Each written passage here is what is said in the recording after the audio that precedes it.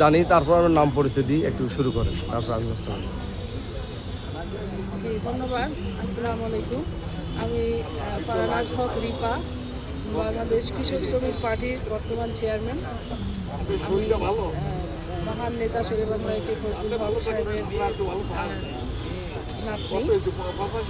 তো আজকে আমরা এখানে মাজারে উপস্থিত হয়েছি।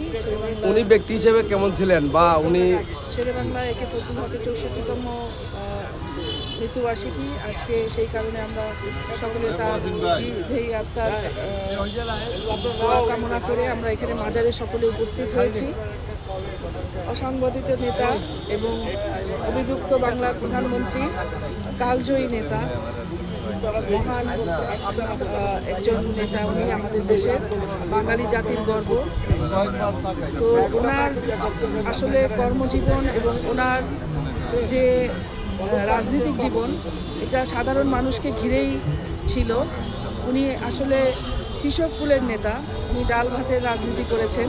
উনি মাটিতে মিশে মানুষের সাথে, সাধারণ মানুষের সাথে একসাথে হাতে হাত মিলিয়ে উনি দেশের সেবা করে গেছেন। এবং আজকে আমরা এই এত বছর পরেও এসে আমরা দেখতে পাই যে এই প্রজন্মের যারা আছেন তারাও শেরেবাংলাকে নিয়ে গর্ববোধ করেন এবং তার আদর্শকেই তারা ফলো করছেন। এবং আমরা আরও দেখব যে ভবিষ্যতে যুগ যুগ ধরে যতদিন বাঙালি জাতি থাকবে, ততদিন শেরেবাংলা নাম এবং তার কর্মময় জীবন উজ্জ্বলিত হবে।